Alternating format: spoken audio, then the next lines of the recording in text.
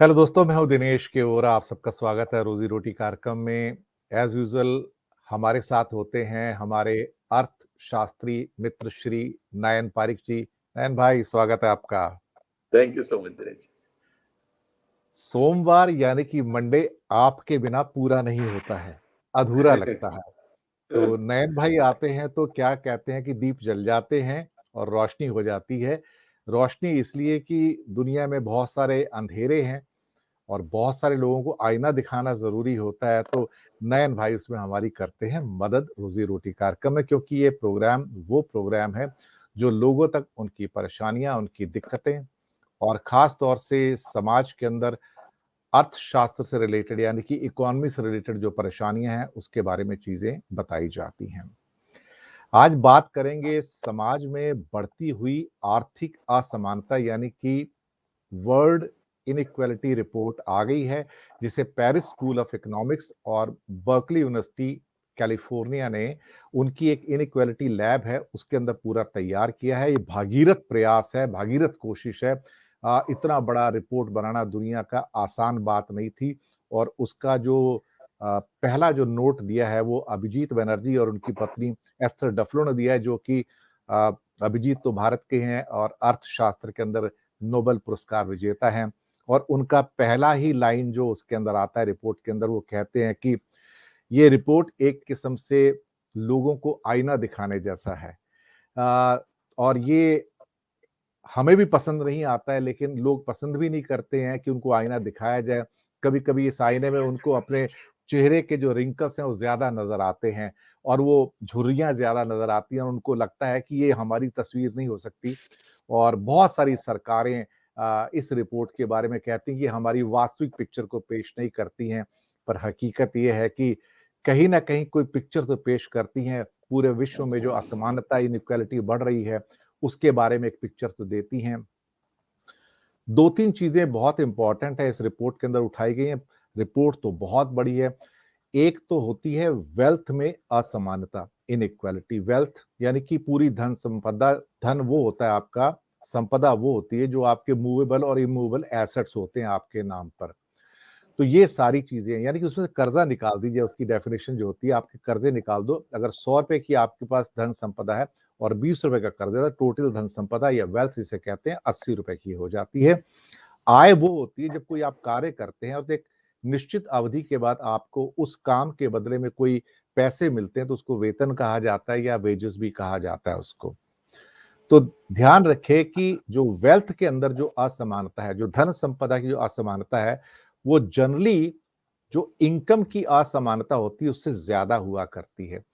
अभी बहुत सारे आंकड़े जब आए हैं तो पूरी दुनिया चौंकी है, भारत भी चौंका है, लेकिन हम हमारा जो दृष्टिकोण है वो भारत तक सीमित रखेंगे। और यहाँ पर लोगों को सबसे पहले स्टार्ट करने से पहले एक इनइक्वालिटी में एक छोटी सी एक रिपोर्ट दिखाना चाहेंगे।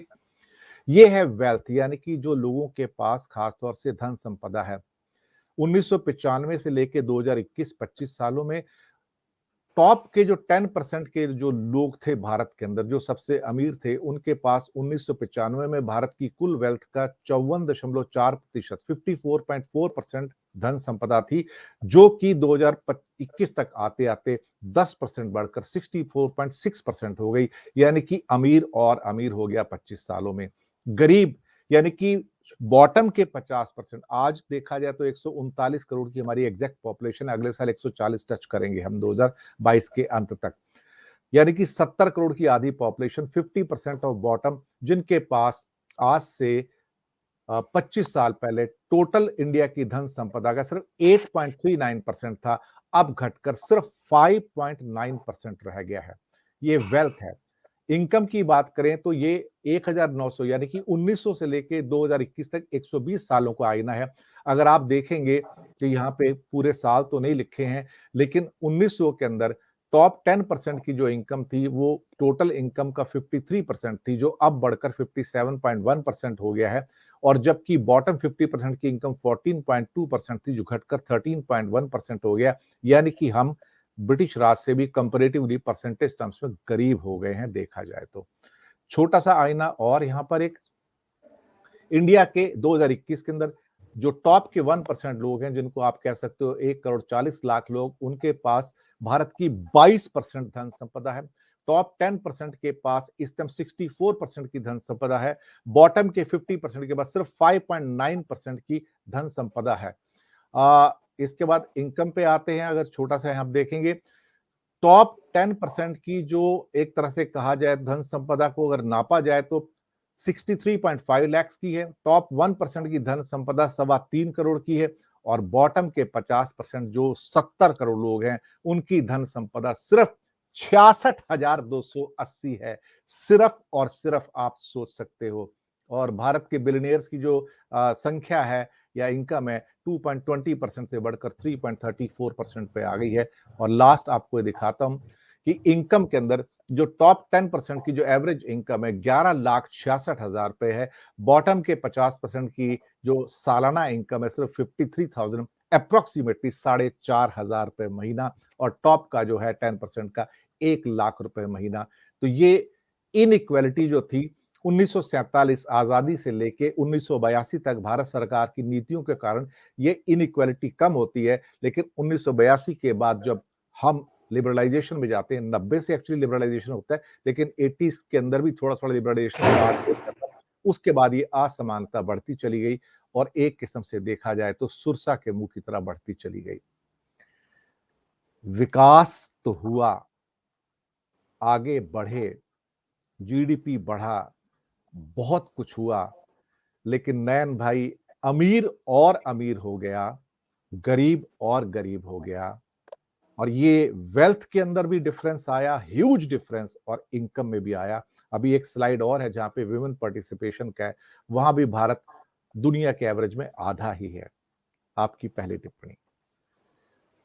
आपने बिल्कुल सही आईना दिखाया कि हम लोग जो प्रोग्रेस करते हैं उस प्रोग्रेस में हमारे जो 50% लोग हैं वो कितनी हद तक एडवांटेज पाते हैं। वो जो भी हम प्रोग्रेस की बात करें, अच्छे दिन की बात करें, बाकी बात करें, वो उन तक कितना पहुंचता है। और हम ये छोटे मोटे परसेंटेज की बात नहीं कर रहे हैं, हम ऑलमोस्ट आधे अपने पॉपुलेशन की बात कर रहे हैं। तो उन तक कैसे हम ये बेनिफिट पहुंचाए, एक तो ये। दूसरा मैं समझ रहा हूँ कि भारत के केस में और भी जो हम लोगों को ध्यान रखना है वो ये कि जो बॉटम के 50% है हमारे, उनकी इनकम आप बता रहे हैं सिर्फ 5,000 रुपया पर मंथ है साढ़े चार अप्रोक्सीमेटली। हजार अब तो 4.5 बोल रहे हैं, मैं राउंड ऑफ करके 5,000 बोल रहा हूँ। अब 5,000 रुपया पर मंथ, आप और मैं सोचिए, यदि आधे इंडियंस के पास वो इनकम है पर मंथ की, तो कैसे चलेगा। आज की तारीख में आपको पता है कि 150 रुपया आपने कहा हर दिन का, मोर और लेस। अब जो आदमी 150 रुपया कमाएगा हर दिन का, वो कैसे अपने गुजारा कर पाएगा। तो मैं एक तो इनइक्वालिटी कर रहा हूँ बात उसकी, पर मैं एक और भी बात कहना चाहता हूँ। आई एम श्योर आपकी स्लाइड में कहीं ना कहीं उभरेगी, हमारी डिस्कशन में कहीं ना कहीं ये बात आएगी कि हमारे जो बॉटम 50% है उनकी हालत हम लोगों को और सुधार करने की जरूरत है। और 5,000 रुपया पर मंथ तो नहीं चलेगा, हमको करना पड़ेगा इसके लिए कुछ। क्योंकि देश में यदि हमारे आधे भाई है वो इतना ही कमाते हैं तो then they have serious problem. देखिए, माल न्यूट्रिशन में आएगा, एजुकेशन के प्रॉब्लम्स में आएगा, उनको हेल्थ के प्रॉब्लम में आएगा। तो वो जो आदमी 150 रुपया हर दिन का कमा रहा है, वो कैसे अपने आप का गुजारा करेगा, कैसे दाल चावल तेल लाएगा और कैसे अपनी जिंदगी का निर्वाह करेगा। तो एक तो मैं समझ रहा हूँ इनकम इनइक्वालिटी है। दूसरा मैं समझ रहा हूँ कि हमारा जो बॉटम ऑफ द रंग है वो भी एक लेवल का तो होना चाहिए। देखिए, आप यदि 5,000 रुपये कमाते हैं पर मंथ, तो वो तो गवारा नहीं है हमसे किसी को भी। हमारा कोई भाई यदि इतना कम कमा रहा है तो मैं समझ रहा हूँ कि यदि आप हर महीने का इवन 30-40 हजार रुपया कमाते हैं तो एक मिनिमम लेवल पे अपने आप को सस्टेन कर पाते हैं। अब रूरल इंडिया में देखिए तो हालत ये होगी कि 5,000 तो एवरेज है। जी वो सोचिए दिनेश भाई, इससे कितने कम होंगे, जी क्योंकि एवरेज तो और कोई थोड़े लोग हैं जो इसको ऊपर लाए होंगे। तो हमारे सबका मेरे ख्याल से एक कर्तव्य बनता है, दायित्व बनता है कि इसको करुणा से देखे, इसको समझ से देखे, इसको कोई तरीके से मदद करने की भावना से देखे। हमारे जो जो इनफॉर्मल सेक्टर है, मैं समझ रहा हूँ ये 50% मोर और लेस इनफॉर्मल सेक्टर वाले हैं, जो कि जी कहीं चाय की दुकान लेके बैठे हैं, कहीं पान की दुकान लेके बैठे हैं, कुछ अपना ठेला चला रहे हैं, कुछ एक चीजें बेच रहे हैं, उन सबको कैसे हम एक अच्छा जीवन दे, एक अच्छी अपॉर्चुनिटीज दे। उनको जी, हम क्या लोन अवेलेबल करा पाएंगे कि जी, छोटे छोटे जो हमारे माइक्रो फाइनेंस के कारोबार है, उनको हम कैसे मदद करें, जो कि नॉर्मली 10,000 50,000 रुपए की लोन देते हैं, जी, वो पूरे सेक्टर को कैसे हम सपोर्ट करें, क्योंकि हम जो मदद करना चाहते हैं वो 50% को तो वही लोग कर पाएंगे। मैं सेवा बैंक का एडवाइजर था और मैं देख रहा था कि हमारे जो जो 50,000 लाख रुपए के लोन का पोर्टफोलियो था, उसमें रिकवरी रेट दिनेश भाई जी, वाज मोर देन 99%। जी, तो ये लोग जो गरीब है, अपनी अपना थोड़ा थोड़ा छोटा छोटा व्यापार चलाते हैं, जी, उनमें पैसे वापस देने की एक बड़ी मेंटालिटी रहती है, उनकी एक मन में दशा रहती है कि जो भी लोन लिया है वो लौटा दे। तो जी, विदाउट सिक्योरिटी हम जो पैसे उनको देते हैं, 99% वापस आ जाते हैं। तो इनइक्वालिटी पर also bottom of the people और बॉटम ऑफ द पिरामिड में हम लोग क्या सस्टेनेबल लेवल की भी इनकम नहीं दे पा रहे हैं, जी, वो दोनों को हमको ध्यान में रखने की जरूरत है। आपने कहा विमेन इनइक्वालिटी की आगे बात कर रहे हैं, तो उसमें भी हमारा पार्टिसिपेशन कहीं एवरेज वर्ल्ड का कहीं 35% है, तो हमारा तो उससे आधा है। 18 उसमें पे कैसे है। हमारे विमेन को हम लोग एम्पावर करें। जी आप कुछ कह रहे थे। जी, वो 18 50% है वर्ल्ड एवरेज का। वही मैं कह रहा हूँ, वो वर्ल्ड एवरेज मेरे ख्याल से कहीं मेरे ध्यान में आया था कहीं 31% के आसपास है, कहीं 30-35% के। पर मैं कह रहा हूँ कि हम वर्ल्ड एवरेज से कहीं बिलो है, और हम लोग कैसे इसको ठीक करें, महिलाओं को कैसे हम लोग इसमें पार्टिसिपेट करें। और तीसरी इनइक्वालिटी जो ये आपने सर्वे कहा था, उसमें जो हमारी मेरे ख्याल से गैस एमिशन की है, और जी, हमारे जो 50% बॉटम की है वो भी है, और मैं समझ रहा हूँ बिल्कुल। कि वो कहीं ना कहीं इस हमारी चर्चा में आएगा। पर मैं इस चर्चा पे इस बात को जोर देना चाहता हूँ कि इनइक्वालिटी न सिर्फ इनइक्वालिटी है, पर जो बॉटम है उनको हम दो वक्त की रोटी नहीं दे पाए, तो उसके प्रति हम लोगों को बहुत सारा करने की जरूरत है, और उसकी कोई ब्लूप्रिंट बननी चाहिए। हम लोगों को इसकी चर्चाएं करनी चाहिए, बात करनी चाहिए, कैसे उन तक लोन पहुंचाए, कैसे उन तक अपॉर्चुनिटी पहुंचाए।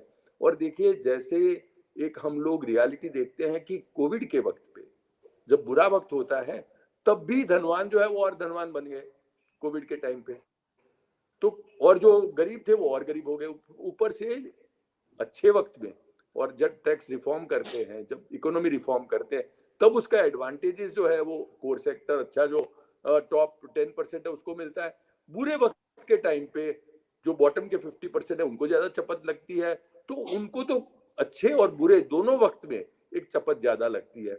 उस कदर कैसे हम एक इकोनॉमी का सर्जन करें, जिससे कि इन लोगों तक हम जो करना चाहते हैं, जो रिफॉर्म्स, जो पैसे की मदद, जो स्टिमुलस पैकेज, वो उन तक जाए जिनको इसकी सबसे ज्यादा जरूरत है। नयन भाई, पिछले 2 दिन के अंदर 3 दिन में कुछ ऐसा हुआ कि मैंने 2 फ़िल्म देखी। जी। फ़िल्म देखने के पीछे भी कारण ये रिपोर्ट ही थी एक्चुअली।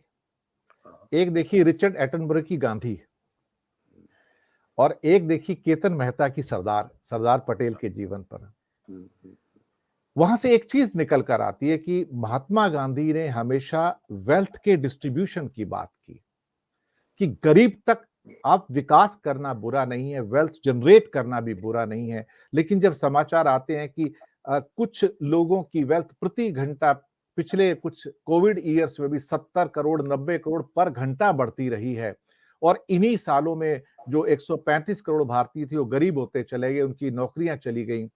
तो गांधी जी की जो प्रासंगिकता है, जो बेसिकली उनका जो रेलेवेंस है, वो वापस आता है। हमें कोई गुरेज नहीं है, हमें कुछ बुरा नहीं लगता कि आप वेल्थ क्रिएट कर रहे हैं।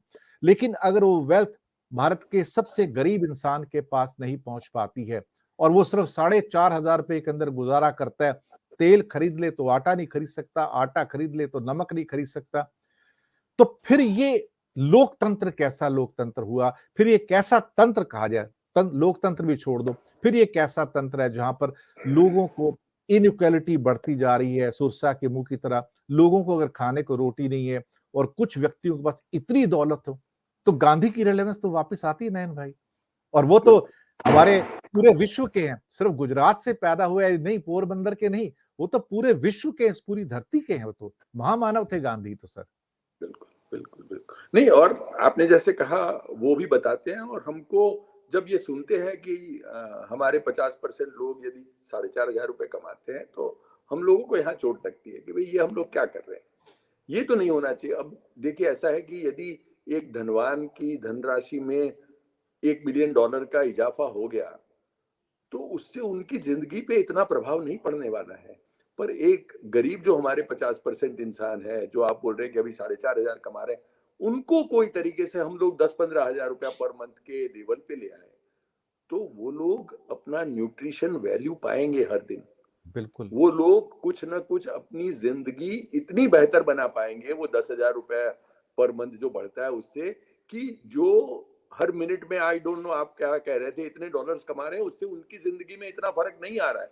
तो हम जो भी हमारे पैसे हैं, जो इकोनॉमी है, जो सरप्लस है, जो वेल्थ है, वो वहाँ दें जहाँ की उसका सबसे अच्छा असर होगा। और वो अच्छा असर तब होगा जब ये 50% लोग पाएँ, जो उनकी बेसिक नीड्स को सैटिस्फाई करेगा। तो मैं समझ रहा हूँ कि जो इनकी नीड्स के लिए हम कुछ पैसे कर पाए और इनइक्वालिटी में उनको ऊपर ले आ पाए, और भले ही फिर इनइक्वालिटी फिर भी थोड़ी सी रहे, पर एटलीस्ट उनको एक बेसिक लेवल पे तो ले आए। वो तो मेरे ख्याल से बहुत ज्यादा जरूरत है। और वो तभी होगा यदि एक फाइनाइट वेल्थ है तो उसको डिस्ट्रीब्यूट प्रॉपर करें हम लोग, तभी तो ये हो पाएगा। और अपॉर्चुनिटीज दे, तभी तो ये हो पाएगा। अभी यदि गरीब लोगों के पास, या जो हमारे बॉटम 50% है, उनके पास ना कोई लोन की फैसिलिटी है, ना उनके पास कोई अपॉर्चुनिटीज है, हम कैसे अपॉर्चुनिटीज, जी। हम लोग कैसे उन व्यक्तियों को इनफॉर्मल सेक्टर में, हमारी informal sector is creating huge employment, उनको कोई मदद नहीं मिल पा रही है, उसके कारण वो लोग एक लेवल पे रह जाते हैं, उसको हम लोग कैसे ऊपर लाएं। और यदि ये करते हैं तो इनइक्वालिटी अपने आप कम हो जाएगी। Inequality not of just income and wealth, but inequality of opportunity, inequality of quality of life, inequality of survival possibilities, inequality of child malnutrition, ये inequalities है। मैं समझ रहा हूँ कि जो पैसे और बाकी की inequality, inequality of health care, यदि ये गरीब आदमी जो 4,500 कमाता है, उसको यदि खुदा न खास्ता कोई हेल्थ की प्रॉब्लम आ गई, तो उसके सर्वाइवल के क्या चांस हो पाएंगे।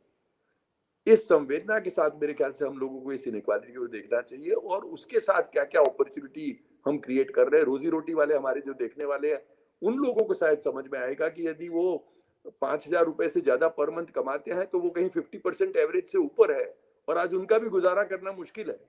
तो उनके बाकी के भाइयों को हम लोग कैसे मदद करें, उनके साथ हमारे समाज में जो व्यक्ति है उनको कैसे मदद करें, उसके लिए मैं समझ रहा हूँ जरूर हम लोगों को as a country, as citizens, as people with sympathetic heart, we have an agenda, we need to work on that. बिल्कुल आपने सही कहा, और कुछ चीजें जो तुरंत की जा सकती हैं 1-2 सालों के अंदर, उनमें से जैसे कि भारत के अंदर 12-15 लाख टीचर्स की पोस्ट खाली पड़ी हैं सारे स्टेट्स में देखा जाए, 10-12 लाख की पुलिसमैन की पोस्ट खाली पड़ी हुई है, और ऐसे बहुत सारी ऐसी जो वैकेंसीज हैं जिनको भरने का कोई भी प्रयास नहीं करता है। और तो और कॉर्पोरेट सेक्टर के अंदर जो मैन्युफैक्चरिंग सेक्टर है, वहां भी ऑटोमेशन की वजह से पिछले कुछ सालों के अंदर उनकी स्ट्रेंथ भी कम हो गई है, नौकरियां कम हो गई हैं। ठीक है, ऑटोमेशन लाइए, हम उसके विरोध नहीं करते, रोबोटिक्स भी लेके आइए, लेकिन कहीं ना कहीं एक ऐसा सेटअप बनाइए जहां से कुछ ज्यादा लोगों को नौकरियां मिल सके, उनको रोजगार मिल सके, उनके उद्योग पनप सकें। जैसे कि आपने कहा कि जो इनफॉर्मल सेक्टर है उसको थोड़ा मजबूत बनाया जा सके, तभी ये कुछ हो पाएगा, उसके बिना तो नहीं हो पाएगा।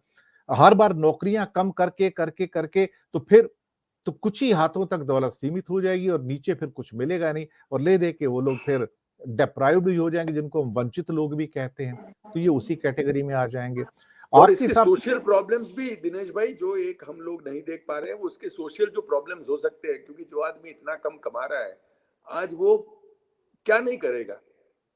कैसे हम लोग इसको सोशल प्रॉब्लम होने से बचाएं, कैसे हम उन लोगों को ये अपॉर्चुनिटीज दें पॉइंट ताकि आज उनको और कोई सोचने की जरूरत ही ना पड़े। ये पॉइंट आपने जो उठाया है, इसके ऊपर आज मैंने पूरा एक एपिसोड किया है कि बहुत अधिक आर्थिक असमानता सामाजिक अराजकता की ओर ले जाती है। ये अर्थशास्त्र का सिद्धांत है। समाज में जब अराजकता पैदा होती है तो आर्थिक असमानता की वजह से ही पैदा होती है, देखा जाए तो। हमारे यहाँ तो सिर्फ आध्यात्मिकता है जो उसको थोड़ा सा कंट्रोल करती है, क्योंकि हम लोग सब थोड़ा सा एज अ कंट्री आध्यात्मिकता में बिलीव करते हैं। पर आपने बिल्कुल सही फरमाया कि दिस लीड्स टू दैट कि ये असमानता है जो अराजकता का एक मतलब रास्ता ही ले जाती है लोगों को, और कैसे हम इसको कहीं ना कहीं सॉल्व करें हमारे सबके लिए वो अच्छा है, ना सिर्फ उनके लिए जो कि सफर कर रहे हैं, जो कि इस 50% में है, हमारे सबके लिए जो कि टॉप 10% है, उसके लिए भी ये बहुत जरूरी है कि हम इसके लिए काम करें। तो इकोनॉमिक जो इनइक्वालिटी को आप सोशल अनरेस्ट तक ना पहुंचे, सरकार को और जो हमारे फॉर्मलाइज सेक्टर्स हैं उनको मिलकर प्रयास करना होगा। और उसमें बहुत बड़ा योगदान हमारे नयन भाई जैसे व्यक्ति, जो प्रबुद्ध व्यक्ति हैं, अर्थशास्त्री हैं, जो एडवाइजर भी हैं, वो भी दे सकते हैं कि कहीं ना कहीं बैलेंस क्रिएट करना पड़ेगा। क्योंकि जब समाज में इम्बैलेंस पैदा होता है, असंतुलन पैदा होता है, तो समस्याएं पैदा होती हैं और फिर बाद में फायर फाइटिंग करनी पड़ती है और फिर कहीं ना कहीं चीजें पलट जाती हैं। तो वहां तक स्थिति ना पहुंचे तो ज्यादा बेहतर है। खैर, ये बहुत इंपॉर्टेंट टॉपिक था और एक छोटा टेल पीस लेते हैं अब लास्ट में, बिल्कुल जाने से पहले एक खुशखबरी है साउथ एशिया के एक महत्वपूर्ण हमारे ईस्टर्न नेबर बांग्लादेश से, कि जहां साउथ एशिया के अंदर 5G टेक्नोलॉजी अभी तक इंट्रोड्यूस नहीं की गई थी। Bangladesh has become the first country in South Asia to introduce 5G on 12th of December। तो उसके लिए उनको मुबारकबाद हो और वो 5G एरा में अब प्रवेश कर गए हैं। नयन भाई, आपका कमेंट। मैं समझ रहा हूँ इसको, मैं सिर्फ 5G के तौर पे नहीं देख रहा हूँ दिनेश जी, मैं इसको देख रहा हूँ कि 5G हमारे सबको एक इक्वल अपॉर्चुनिटीज देता है। यदि आपको आज कुछ ज्ञान की जरूरत है और एक जो स्लम में रहता बच्चा है उसको एक ज्ञान की जरूरत है, वो दोनों को 5G एक ही प्लेटफॉर्म पे रख लेता है। तो जिसको भी कोई जिज्ञासा हो, उसको कहीं भी इंटरनेट पे जाके कोई भी नॉलेज पाना हो, तो वो equal opportunity 5G internet create करता है। यदि आपके पास 5G है और मेरे पास 2G भी बड़ा मुश्किल से आ रहा है, तो आप और मेरे में जो इनइक्वालिटी होगी, हम अभी इनइक्वालिटी की बात कर यस, रहे थे, यस, यदि यस, 5G यस। है और 2G है, तो इनइक्वालिटी इतनी सारी हो जाएगी कि सिर्फ इनकम और वेल्थ नहीं, पर यहाँ आप जो जानते हो और मैं जो जानता हूँ, आप सोचते हो और मैं सोचता हूँ, आप जहाँ है और मैं जहाँ हूँ, इसमें एक ऐसी दरार क्रिएट हो जाएगी जो कि सिर्फ 5G जैसी एक इंटरनेट व्यवस्था से हो सकती है, which makes world flat, which makes world an equal platform for all. और इसीलिए मैं सिर्फ इसको 5G नहीं देख रहा हूँ, मैं देख रहा हूँ कि हम सबको एक समान प्लेटफॉर्म पे लाता है, एक टेक्नोलॉजी का प्लेटफॉर्म है। वो जितनी जल्दी हमारे देश में बाकी की जगह पे अवेलेबल हो, इतना हम सबको, और खास करके हमारे जो बॉटम 50% है, उनको ज्यादा फायदा होगा। मैं, आप, बाकी के तो सब कहीं ना कोई तरीके से ज्ञान प्राप्त कर लेंगे। मुझे मन होगा मैं आपसे बात कर लूंगा, यदि नहीं मेरा 5G 4G चल रहा है तो वो कहाँ जाएंगे? उनके लिए 5G is an answer to prosperity, to a bright future, to a tomorrow which they are dreaming of. तो इसीलिए मैं समझ रहा हूँ कि इसको बांग्लादेश को बधाई कि वो कर रहे हैं, और हम लोग जल्द से जल्दी वहां पहुंच जाए तो हमारे सबके लिए ये बहुत एक अच्छी बात होगी। 5G में होना, उस तक पहुंचना और उसको फिर पूरे देश में फैलाना, मेरे ख्याल से हमारे यहाँ it could be a game changer. बिल्कुल आपने सही कहा है। तो सप्लाई साइड के मेजर्स से निकल कर जरूरत है सरकारों के लिए कि वो डिमांड साइड को अपना थोड़ा सप्लीमेंट करें, उनको थोड़ा क्योंकि अगर आप डिजिटल फैसिलिटी देंगे और सपोज करो कि मैं अपने मोबाइल से पैसे किसी को भेज सकता हूं, पर मेरे पास पैसे होने तो चाहिए। अब ये भी तो एक इनइक्वालिटी है कि मैं, ठीक है मेरे पास मोबाइल है, मैं पैसे भेज सकता हूँ कोई ना कोई एक उसके अंदर ऐप खोल कर लगा कर, लेकिन अगर पैसे ही नहीं तो भेजूंगा क्या? तो ये डिजिटल इनइक्वालिटी भी हो जाएगी और साथ में जो इकोनॉमिक इनइक्वालिटी है उसको पाटने की बहुत जरूरत है, अदरवाइज हर किस्म की बाकी जो इक्वालिटीज है बेकार हो जाएगी। जी, आप कुछ कह रहे थे। और आज की इनइक्वालिटी ये क्रिएट हुई कि बांग्लादेश का एक लड़का जो ढाका के कहीं झोपड़ी में बैठ के अपना ज्ञान प्राप्त करेगा, वो इंडिया का मेरा कोई लड़का प्राप्त करेगा कि नहीं? 5G की वजह से वो इनइक्वालिटी ना हो, इसके लिए हम लोगों को बहुत गति से अपने यहाँ भी, मेरे लड़के को क्यों 5G अवेलेबल नहीं हो, यदि कोई बांग्लादेश के लड़के को अवेलेबल है, जी, वो सोच की और उसकी सोच के द्वारा जो स्पीड है उसकी जरूरत है। सिर्फ 5G की स्पीड नहीं, हमारी प्रोग्रेस की स्पीड, हमारी अपने बच्चों को अपॉर्चुनिटीज देने की स्पीड, वो सब 5G के द्वारा आएगी। बिल्कुल सही कहा। तो आ, दर्शक मित्रों, इन्हीं शब्दों के साथ हम लेंगे विदा। और नयन भाई ने आज बहुत अच्छी अच्छी बातें बताई हैं इनइक्वालिटी पर भी और खासतौर से अभी 5G के ऊपर टेल पीस के रूप में भी। हमें उम्मीद है कि हम इस किस्म के मुद्दे रोज़ी-रोटी में पहले भी उठाते रहे हैं, आगे भी उठाते रहे हैं, क्योंकि आप लोग भी हमारे साथ सहयोग करके हमको फीडबैक देते हैं और बताते हैं कि कौन से मुद्दे आने चाहिए और ये हमारी ज़िंदगी से जुड़े हुए ज़रूरी मुद्दे हैं। तो दोस्तों, इन्हीं शब्दों के साथ लूँगा मैं आपसे विदा और नयन भाई का करूँगा शुक्रिया अदा कि उन्होंने थैंक कीमती यू सो वक़्त मच, थैंक निकाला यू। और हर सोमवार को हमारे साथ आते हैं और हमारी समस्याओं को सुलझाते हैं। तो थैंक दर्शक मित्रों, दीजिएगा विदा। धन्यवाद आप सबका। नयन भाई, आपका भी बहुत-बहुत शुक्रिया।